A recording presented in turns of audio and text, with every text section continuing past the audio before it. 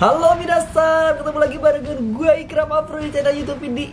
Seneng banget rasanya gue bisa buat video lagi buat kalian karena kemarin lagi sibuk. Dan gimana, masih seneng nonton animenya Boruto?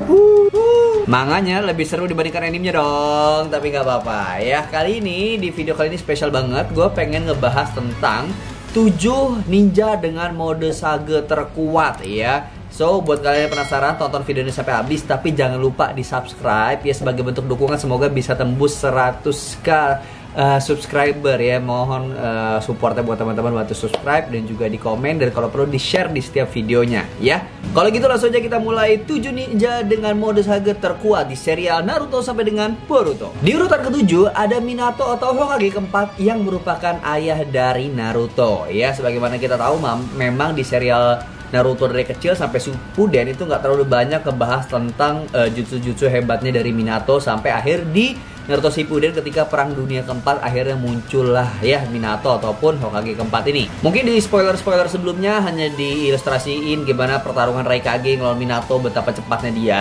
Tapi sebenarnya Minato adalah salah satu ninja pengguna mode Sage. Dia mode Sage kayak katak juga sama seperti Jiraiya, Naruto ya.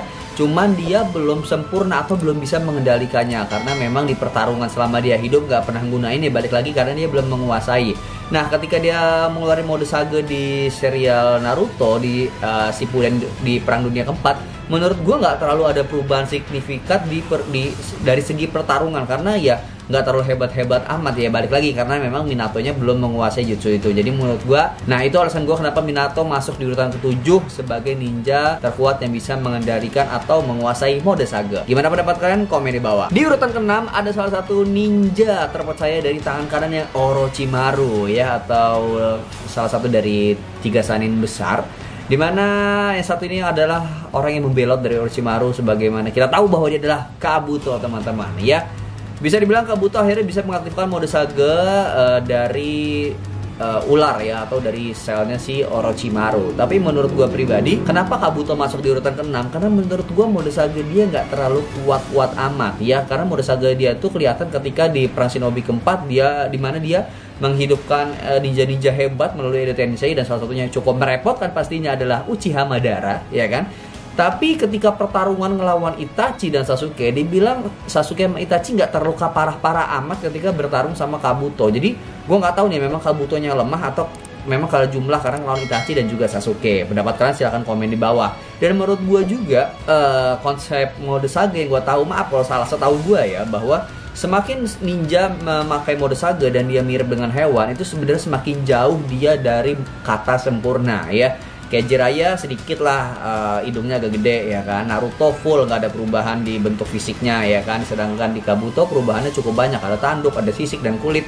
Yang dia bilang mirip naga nggak tahu juga, atau memang dia bisa dibilang tidak sempurna ya. Kalau kita tahu juga bahwa sebenarnya Orochimaru juga sampai detik ini belum pernah ngeluarin mode Sage-nya ya kan. Tsunade udah, Jiraiya udah, Naruto udah, Orochimaru gue belum pernah ngeliat mode Sage-nya gimana. Sebenarnya masih banyak jutsu-jutsu rahasia menurut gue dari Orochimaru. Bener gak sih? Komen di bawah. Di urutan kelima ada ninja salah satu dari timnya Sasuke ketika mengejar Hachibi, yaitu adalah Jugo ya. Dimana Jugo adalah salah satu ninja yang sama seperti Sasuke, Kimimaru dan lain sebagainya yang mempunyai segel dari Orochimaru. Nah, si Jugo ini masuk urutan kelima menurut gua karena dia itu ninja yang tubuhnya itu bisa menyerap cakra alam secara cepat, dan juga cakra yang dikeluarkan cukup besar, dan dia bisa mengatur bentuk tubuhnya karena cakranya yang dihisap itu cukup banyak ya. Tapi kalau kita lihat memang karena cakra alam yang masuk ke tubuh dia dan dia nggak bisa mengontrolnya, akhirnya dia sesering lepas kendali ya kan. Dari mulai ketika Sasuke nangkep dia di tempatnya Karin ya kan, di tempat penjaranya Orochimaru, dia lepas kendali.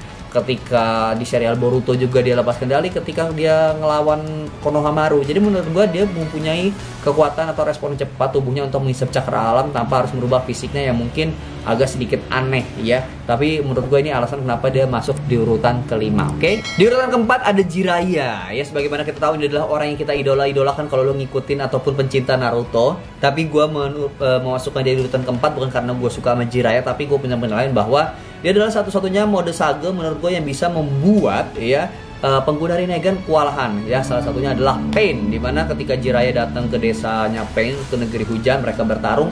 Jiraiya mampu membuat pengguna Rinnegan sampai kerepotan ya kan, sampai akhirnya dia mengkuciyose ke 6 anggotanya yang lainnya untuk melawan Jiraiya. Dan Jiraiya juga akhirnya mengaktifkan mode Sage-nya. Tapi Jiraiya sendiri belum sempurna seperti yang gue bilang tadi, bahwa tubuhnya masih ada yang mirip dengan katak, hidungnya besar, dan dia juga masih meminta bantuan 2 ekor katak di kiri kanannya, di mana tangannya menyegel kayak gini. Itu untuk menjaga cakra alamnya masuk dengan dengan baik dan benar gitu. Jadi menurut gue bisa dibilang cukup kuat, cuman dia belum bisa mengendalikannya. Masih mending Jiraiya lah dibandingkan Minato ya. Itu alasan kenapa Jiraiya masuk di urutan keempat. Di urutan ketiga ada Mitsuki ya, satu tim dengan Boruto. Kenapa gue masukin dia di urutan ketiga? Karena menurut gue dia adalah keturunan dari Orochimaru, ataupun anak yang dibesarkan oleh Orochimaru, atau dihidupkan oleh Orochimaru juga menggunakan atau sel dari Orochimaru itu sendiri. Jadi nggak ragu lagi kalau misalkan dia adalah seorang ninja yang hebat ya. Tapi kalau kalian sadar juga di awal-awal serial Boruto itu menceritakan bahwa Mitsuki dari umur kecil, dari anak segitu udah bisa menguasai mode Sage. Sedangkan Naruto aja butuh waktu lama, ataupun ketika Shippuden dia baru bisa menguasai mode Sage ya. Nah itu dia menurut gua kenapa masuk di urutan ketiga. Terus juga Mitsuki ini bisa dibilang mode Sage-nya menurut gue ya hampir sempurna, karena dia tidak separah si Kabuto menurut gua, atau perubahannya nggak ancur-ancur banget ketika dia berubah jadi mode Sage.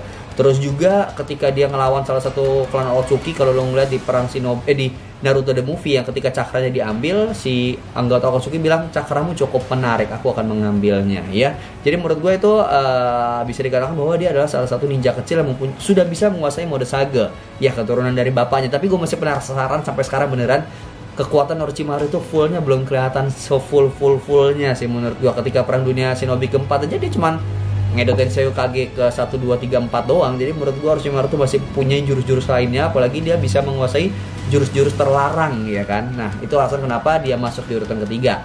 Di urutan kedua adalah Naruto. Kenapa bang dimasukin urutan kedua? Karena menurut gua di urutan pertama ada orang yang lebih hebat dibandingkan Naruto. Walaupun memang Naruto bisa menguasai mode Sage, juga bisa mengendalikan mode QB ya kan, tapi bisa dibilang menurut gua dia masuk di urutan kedua. Karena di urutan pertama adalah orang yang benar-benar hebat banget dan benar-benar kuat banget, dan dia adalah orang yang nungguin ya, orang yang luar biasa banget. Jadi itu alasan kenapa gue masukin Naruto di urutan kedua. Karena di urutan pertamanya ada Hashirama Senju, atau Hokage pertama, atau bahasa legendanya adalah dewanya Shinobi. Nah kenapa gue bilang dia masuk urutan pertama? Karena dia memasuki mode Sage itu cukup cepat, cukup gini doang, langsung mode Sage berubah. Sedangkan Naruto untuk dari mode Sage, bukan QB ya, mode Sage cakra alam yang kita bahas, itu perlu Kage Bunshin dulu ya kan. Kalau lihat ketika pertarungan terakhir dari Naruto setelah perang Shinobi keempat, dia ngelawan Sasuke, dia bertarung di langit,